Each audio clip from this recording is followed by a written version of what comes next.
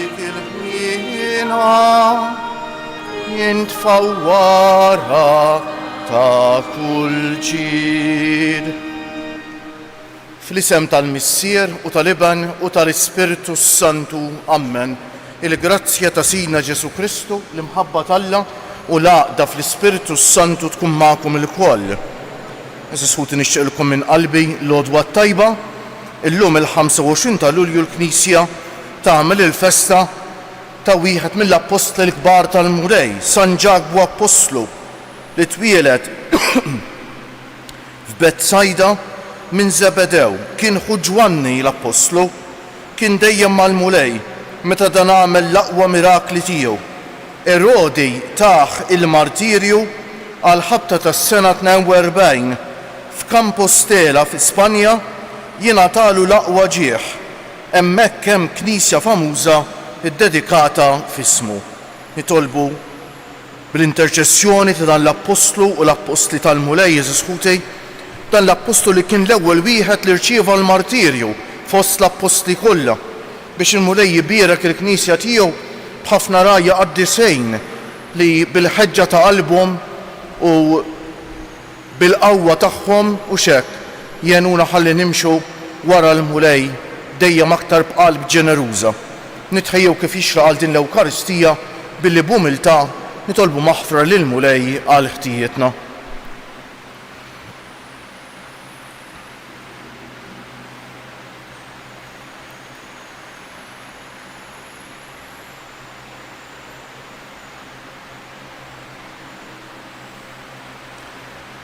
Int li l-qajt bimħabba kbira l-indiema ta' Pietru, Mulej ħniena. Inti li wett il-ġenna lil ħallil it-tajjeb, Kristu ħniena. Int li tidħol għalina mid-imbejn quddiem il-Missier, Mulej ħniena. Iħenna għalina Alla li jista' kollox jaħfrinna d-nubietna u wassalna għal ħajja ta' dejjem. Infaħru Alla bil-qalb fil-festa tal-lum billi ngħidu glorja l-Alla fil-għoli tas-smawiet u paċi fl-art lil bnedmejn ta' rida tajba. Infaħruk, inberkuk, nadurawk, natuk ġieħ, inroddulek ħajr għal glorja kbira tiegħek. Mulej Alla Sultan tas-sema, Alla Missier li tista' kollox, Mulej ben waħdini Ġesu Kristu, Mulej Alla ħaruf talla bin il-Missier, int li tneħħi d-nubiet tad-dinja ħenna għalina. Int li tneħħi d-nubiet tad-dinja il-qattal btana. Int li qiegħed fuq il-lemin tal-Missier ħenna għalina.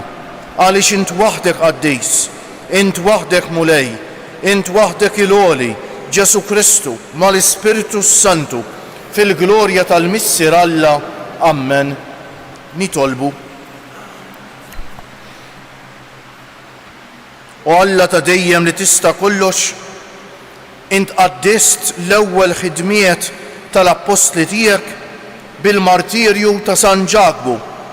Wettaq għajn lill-Knisja tiegħek bl-istqarrija u l-ħarsin tiegħu bibnek Ġesu Kristu Sidna li hu Alla u miegħek jgħix u jsaltan flimkien mal-Ispiritu Santu għal dejjem ta' dejjem.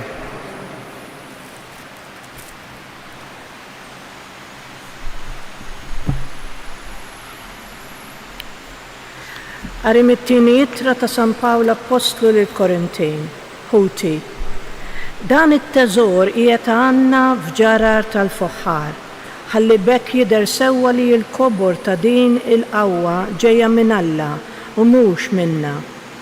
Aħna minn kull imkien ninsabu mafussin, iżda maħniex maqtnin, imħażbin, iżda m'għadniex qalbna maqtuwa, ippersegwitati, iżda maħniex abbandonati, mixħutin mal-art, iżda maħniex meqrudin. F'ġisimna dejjem inġorru il-mewt ta' Ġesu biex f'ġisimna tidher ukoll il-ħajja ta' Ġesu. Għax aħna għad li qegħdin ngħixu ninsabu dejjem mogħtija għall-mewt minħabba f'Ġesu biex il-ħajja ta' Ġesu ukoll tkun tidher fil-ġisem tagħna li jmut. U bekk fina taħdem il-mewt, imma fikom taħdem il-ħajja. imma billi aħna għandna l-istess spiritu ta' fidi li fuqu hemm miktub emmint u għalhekk tkellimt. Aħna wkoll emminna u għalhekk tkellimna għax nafu li dak li qajjem lil mulej Ġesu lilna wkoll għad qajjimna flimkien ma' Ġesu u jressaqna qudiemu flimkien magħkom. Għax dan kollu minħabba fikom biex il-grazzja tilħaq ħafna bnedmin oħra u bekk jitkattar ir-rat ta' ħajr għal glorja ta' Alla. Il-kelma tal-mulej. Min jiżra fi dmuħ jaħsad bil-ferħ. Min jiżra fi dmuħ jaħsad bil-ferħ. Meta l-mulej reġġa' lura l-imjasra ta' Sijon, konna qiesna mitlufa f'ħolma, imbagħad bid-daħ imtela fomna u bajat ta' ferħ il-sinna. Min jiżra fi dmuħ jaħsad bil-ferħ. Imbagħad bdew jgħidu fost il-ġnus, kbir femilu l-mulej magħhom, kbir femilu l-mulej magħna u aħna bil-ferħ imtlejna. Min jiżra fi dmuħ jaħsad bil-ferħ. Biddel mulej xortina bħal widien tan-negeb, dawk li jiżraw fi dmuħ jaħsdu blana ta' ferħ. Min jiżra fi dmuħ jaħsad bil-ferħ. Huma u sejrin imorru jibku iġorru ż-żerrija għażrieħ, iżda huma u ġejjin lura jiġu bana ta' ferħ, iġorru il-qatet f'idejhom. Min jiżra fi dmuħ jaħsad bil-ferħ. Alleluja, alleluja, alleluja. Jien għażiltkom u ħtartkom biex tmorru tagħmlu l-frott, u l-frott tagħkom jibqa' jgħid il-mulej. Alleluja.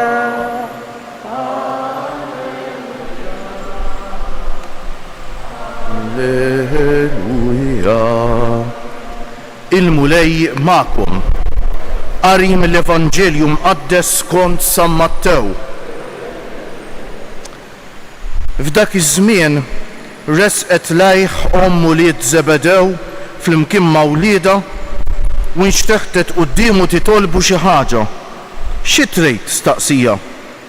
Wi qaltlu, ordna li dawn iż-żewġ uliedi joqogħdu wieħed fuq il-lemin tiegħek u l-ieħor fuq ix-xelluk fis-saltna tiegħek. U Ġesu wieġeb, ma tafux x'intom titolbu? Għandkom ħila tixorbuh il-kalċi li se jkolli nixrob jien? Għandna qalulu. Il-kalċi tiegħi qalilhom tixorbuh iva, imma li wieħed joqgħod fuq il-lemin jew ix-xelluk tiegħi dejn mhijiex ħaġa li nagħtiha jien. Imma għal dawk li għalihom imħejjija minn missieri. L-għaxra l-oħra meta semgħu dan inkurlaw għaż-żewġ taħwa. Imma Ġesu sejħilhom u qalilhom, tafu intom, fost il-pagani, il-kapijiet qegħdin biex jikkmandawhom u l-kbarat biex iħaddmu fuqhom is-seta. Fostkom m'għandux ikun hekk, ma min irid ikun kbejr fostkom għandu jkun għaddej tagħkom u min irid ikun l-ewwel fostkom għandu jkun lil sejr ta' kulħadd. Hekk ukoll bejn il-bniedem. Ma ġiex biex ikun moqdi imma biex jaqdi, biex jagħti ħajtu fidwa għal kutra. Il-kelma tal-mulej, it-tifħir lilek Kristu.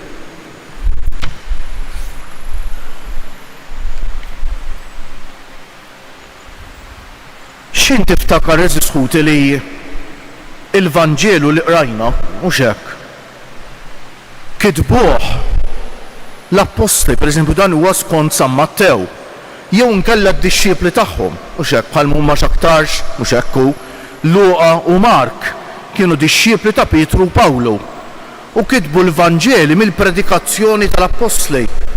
Ovvjament malli Ġesu tela s-sema u niżel l-Ispiritu Santu fuq l-Apostli, l-Apostli ma bdewx jiktbu, bdew jippritkaw, marru xterdu ma' kull imkien jippritkaw. X'kien bdew jinqatlu xi ħut minnhom, dew iħossu l-bżonn li jiktbu u ħallu bil-miktub biex jibqa' imniżżel dak li huma qegħdin jippritkaw. U allura dan l-kliem xek dal-Vanġeli li qed naqraw it-Testament il-Ġdid kollu prattikament huwa frott tal-predikazzjoni tal-Apostli. Kosux jippritkawh l-Apostli u ma jħabbtux rashom biex jgħattu d-difetti tagħhom.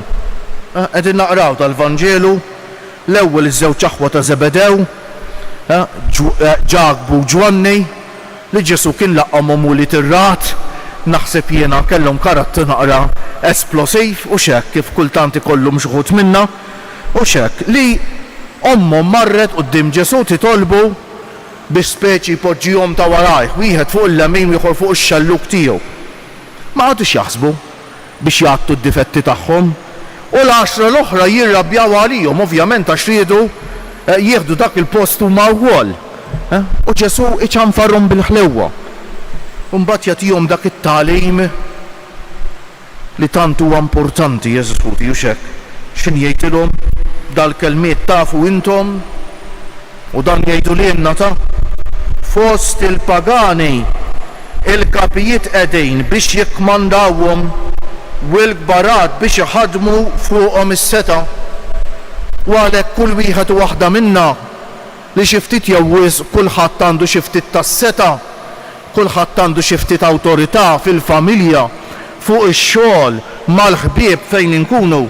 Il-koll għandna xi ftit tas-seta, aħna kif inħaddmu din is-seta bħal pagani, jiġifieri ħsiebna biex niddominaw, jew kif jgħallimna Ġesu. Ġesu jgħidilna fostkom m'għandux ikun hekk, ma min irid ikun kbir fostkom għandu jkun il-qaddej tagħkom in-nisrani is-seta tiegħu iħaddimha billi jsir qaddej billi jaqdi b'umiltà jgħidilna Ġesu.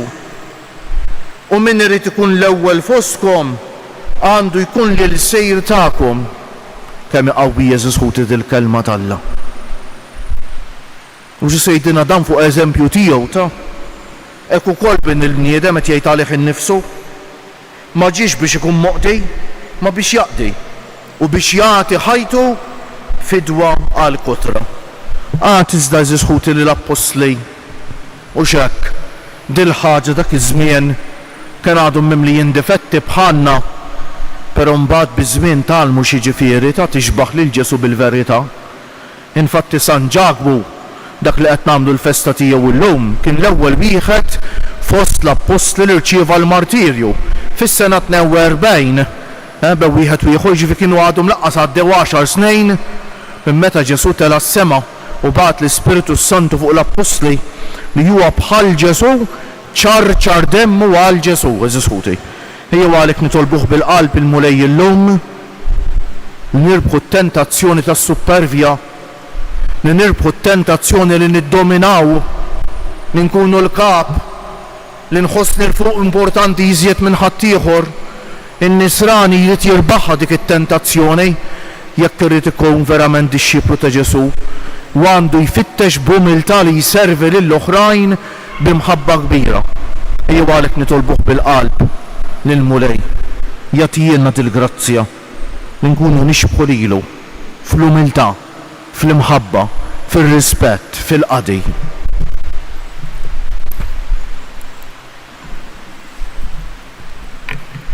Kjoġobkom nqumu bil-wieqfa. Ħuti, m'hemmx imħabba akbar minn dik li wieħed jagħti ħajtu bħal ma għamel l-Apostlu Ġakbu fuq l-eżempju tal-imgħallem Ġesu. Inġeddu l-fidi tagħna billi nitolbu u ngħidu ħeġġiġna bl-imħabba tiegħek mulej, ħeġġiġna sabiex l-isfijiet bħala suċċessuri tal-Apostli ikunu dejjem lesti biex jagħtu xhieda għal Kristu anke jekk ikollhom jixorbu l-kalċi tal-imrar u tal-mewt. Nitolbu ħeġġiġna bl-imħabba tiegħek mulej sabiex il-mexxejja tal-popli jippromuovu l-ugwaljanza aktar mill-ħakma u l-umiltà iżjed mill-qawwa. Nitolbu ħeġġiġna bl-imħabba tiegħek mulej sabiex dawk li jiddedikaw ħajjithom għal qadi tal-morda u l-fuqar isibu faraġ fi Kristu li ma ġiex biex ikun moqdi imma biex jaqdi. Nitolbu ħeġġiġna bil-mħabba tiegħek Mulej sabiex aħna l-koll ikollna s-sabar li nistennew bil-fidi il-milja sħiħa tas-saltna talla. Nitolbu ħeġġiġna bil-mħabba tiegħek Mulej. Illum il-ġimgħa żisħuti niftakru mod speċjali dawk li bħal Ġesu bħalissa forsi jħossuhom fuq is-salib, jħossuhom għaddejjin mid-tbatija. Il-koll kemm aħna jkollna xi salib, però eżisħuti f'ċertu mumenti tal-ħajja taqblu miegħi is-salib ikun jinħass itqal. U għalhekk nitolbu għal dawk li bħalissa jħossuhom mifnija bit-toqol tas-salib biex ma jaqtgħux qalbhom, biex jitfgħu ħarsithom fuq is-salib ta' Ġesu.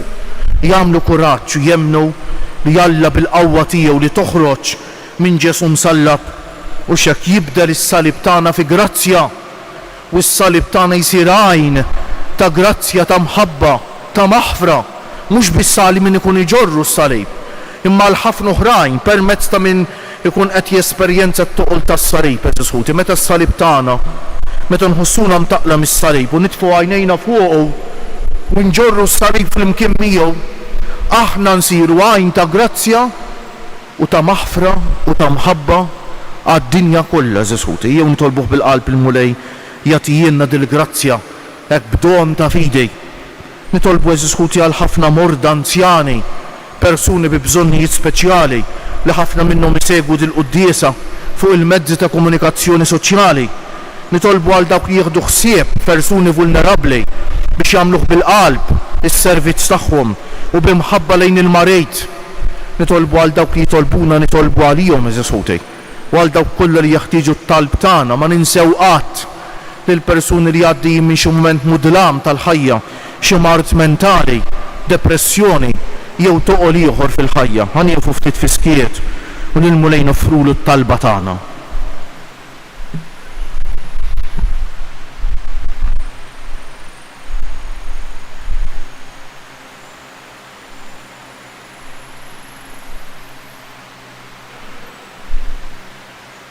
U Alla li fis-sagrifiċċju ta' ibnek il-għażiż intallimtna mmutu għall-oħrajn biex ikollna l-ħajja.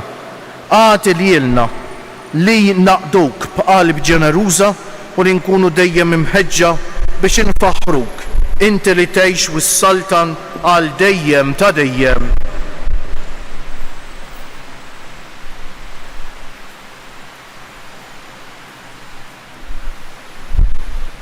Imbierek int Mulej Alla tal-ħolqien kollu għax fit-tjubitek tajtna l-ħobs li qegħdin noffrulek frott tal-art u xogħol il-bniedem li minnu jsir għalina il-ħobs tal-ħajja.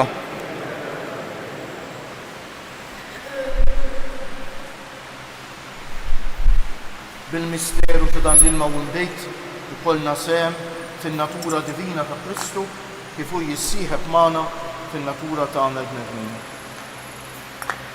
Imbierek int Mulej Alla tal-ħolqien kollu għax fit-tjubitek tajtna l-imbejt li qegħdin noffrulek frott tad-diel jew xogħol il-bniedem li minnu jsir għalina x-xorb tar-ruħ. Il-qana Mulej Alla tagħna għomli u niedma quddiemek u għamel li jkun jogħġbok dan is-sagrifiċċju li sejrin noffrulek. Naddafni Mulej il-żuniti u d-dnub tiegħi li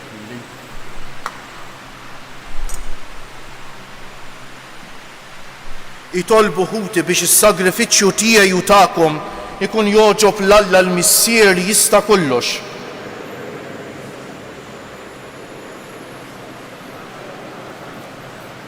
Mulej għall-merti tal-passjoni li sofra ibnek biex isalvana, naddaf l-ispirtu tagħna minn kull teba u ilqa' s-sagrifiċċju għażejs li sejrin noffrulek fil-festa ta' San Ġagbu, l-ewwel wieħed fost l-Apostli li xorob il-kalċi tal-martirju kif xorbu Ġesu Kristu sidna li jgħix u jsaltan għal dejjem ta' dejjem.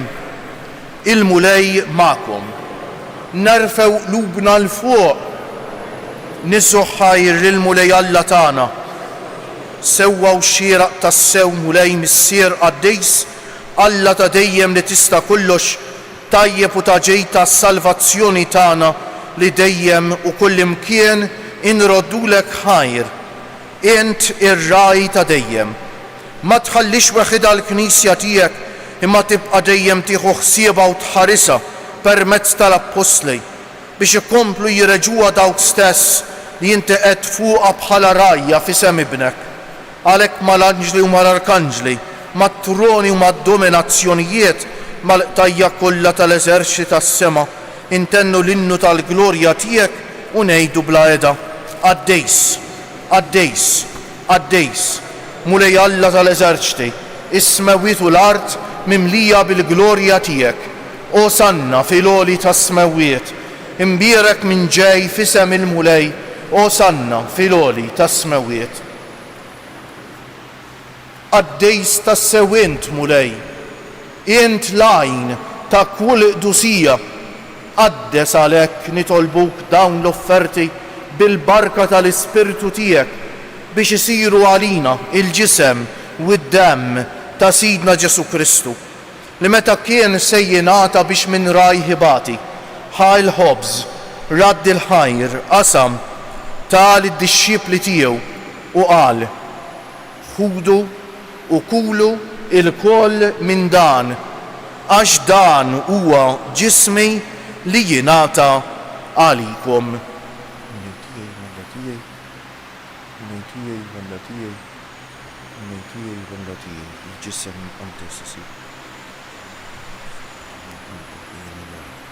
Ekku kol wara l-ikla ħal-kalċi, reġa' radd il-ħajr tal id-dixxipli tiegħu u qal: ħudu u ixorbu minnu il-koll, għax dan huwa il-kalċi ta' demmi tal-patt il-ġdejt li jibqa' l-dejjem, id-demm li jixxerret għalikom u għall-bnedmejn kollha għal maħfra ta' dnubiet. Għamlu dan b'tifkira tiegħi.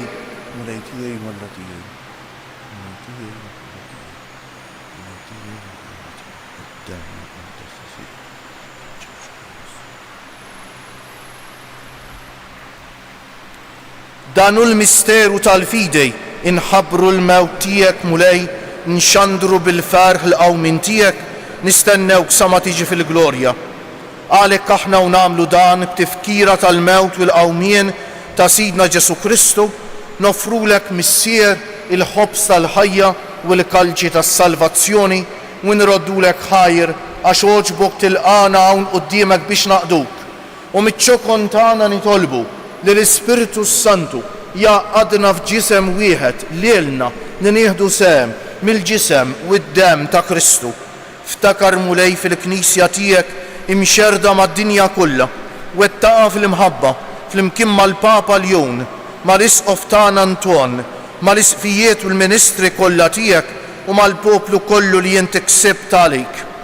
Ftakar ukoll fħutna li raqdu bit-tama tal-qawmien, mod speċjali llum qegħdin nitolbu għall-erbieħ ta' ħutna Karl u Charles Paċ. Ftakar fil-mejtin kollha, daħħalhom quddiemek fid-dawl tas-sebħ tiegħek. Ħenn għalina l-koll nitolbuk. Għati lilna wkoll il-wirt tal-ħajja ta' dejjem, flimkien mal-Verġni Mqazza, Alla u tagħna Marija, mar-raġel ġus tagħha San Ġusepp, mal-Apostli, ma' San Ġagbu, l-Apostli u l-Qaddisin kollha li jgħixu fil-ħbiberija tiegħek sa mill-bidu tad-dinja. Għamel li magħhom infaħruk u insebħuk b'Ġesu Kristu ibnek. Bi Kristu, ma' Kristu u fi Kristu jingħata lilek Alla missier li tista' kollox flimkien mal-Ispiritu Santu kull ġieħ u glorja għal dejjem ta' dejjem. Ejjew issa nitolbu kif għallimna u riedna nagħmlu Ġesu liben ta' Alla għas-salvazzjoni tagħna, missierna li inti fis-smewiet jitqaddes ismek, tiġi saltnatek, ikun li trid int kif fis-sema u hekk fl-art. Ħobżna ta' kuljum atina llum, aħfrinna dnubietna bħalma naħfru lil min ħati għalina u la ddaħħalniex fit-tiġrib, iżda ħlisna mid-deni. Eħlisna nitolbuk mulej minn kull deni. Għatina fit-tieba u l-ħniena tiegħek il-paċi fi żmienna biex inkunu ħielsa dejjem mid-dnub u mħarsa minn kull inkwiet, aħna u nistennew u nittamaw ilena u l-miġja tas-Salvatur tagħna Ġesu Kristu. Mulej Ġesu Kristu li jett l-apostli tiegħek inħallilkom is-sliem, natikom is-sliem tiegħi, la tħarisx lejn nubietna, iżda ħares lejn il-fidi tal-Knisja tiegħek, għatija s-stimula li jien trejt fija, inti li tgħix wis-saltan għal dejjem ta' dejjem. Il-paċi tal-mulej tkun dejjem magħkom. Għatu l-paċi lil xulxin. Il-ġisem flimkien mad-demm ta' Sidna Ġesu Kristu ikunu jiswew lilna li ser nitqarbnu bihom għal ħajja ta' dejjem. Ħaruf talla li tneħħi d-nubijiet tad-dinja ħenna għalina. Ħaruf talla li tneħħi d-nubijiet tad-dinja ħenna għalina. Ħaruf talla li tneħħi d-nubijiet tad-dinja tina l-paċi. Mulej Ġesu Kristu bin Alla l-ħaj bil-mewt tiegħek kif rid minnek il-missier u bil-ħidma tal-Ispiritu Santu inti tajt il-ħajja l-dinja. Eħlisni minn ħtijieti kollha u minn kull ħażen, żommni dejjem fidej lejn il-kmandamenti tiegħek u tħallini qatt ninfiret minnek.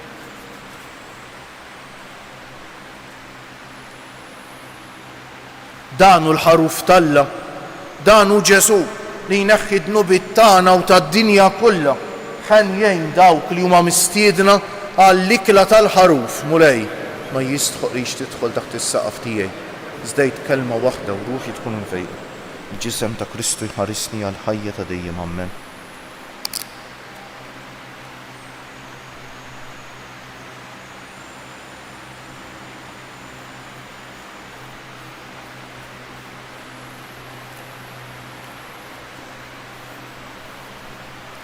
Dem ta' Kristu jħarisni għal ħajja ta' dejjem.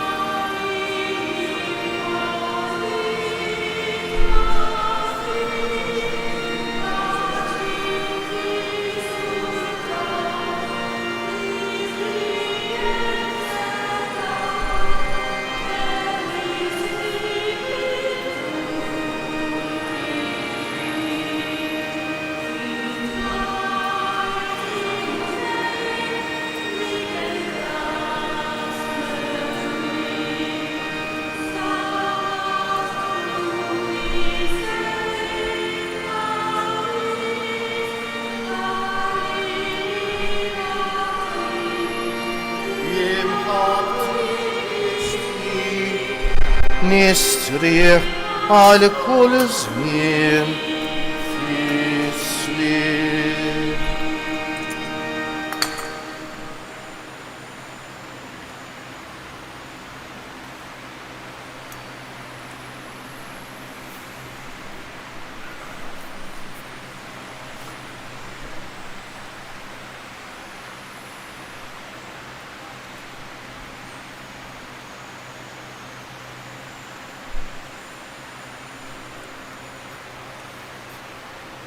Nejdulu grazzi bil-qalb lil-mulej, iżisħuti għal din l-Ewkaristija li ċċelebrajna nqumu bil-wieqfa, nitfgħu ħarsitna fuq is-salib ta' Ġesu llum il-ġimgħa u nselmulu bil-qalb nadurawk, o Ġesu, u nberkuk. Nadurawk, o Ġesu, u nberkuk. Nadurawk, o Ġesu, u nberkuk. Nitolbu, irċevejna mulej id-doni qaddisa tiegħek, kolna ferħana fil-festa tal-Apostlu San Ġagbu, għameli bit-talb tiegħu jidħol dejjem għalina quddiemek bi Kristu Siedna. Ħanejdu issa 3 Ave Marijiet fġieħ 3 ijiem lill-ġisem tal-umtana Marija dan fil-qabar u nofruhom biex nożżu dejjem, aħna l-Maltin Rawċin mod speċjali nożżu dejjem il-fidej li għaddewlna l-Apostli. Slim għalik Marija bil-grazzja mimlija l-mulej miegħek, imbierka inti fost in-nisa u imbierek il-frott tal-ġuf tiegħek Ġesu. Slim għalik Marija bil-grazzja mimlija l-mulej miegħek, imbierka inti fost in-nisa u imbierek il-frott tal-ġuf tiegħek Ġesu. Slim għalik Marija bil-grazzja mimlija l-mulej miegħek, imbierka inti fost in-nisa u imbierek il-frott tal-ġuf tiegħek Ġesu. O Marija li tħallif id-dinja mingħajr teba, Madonna ta' Pinu, sultana tal-familja, ħarstek fuqna dejjem żomm. Il-mulej magħkom. Iberikkom Alla li jista' kollox, il-Missier u l-Iben u l-Ispiritu Santu. Morru fil-paċi ta' Kristu u l-jum it-tajjeb lilkom il-kol.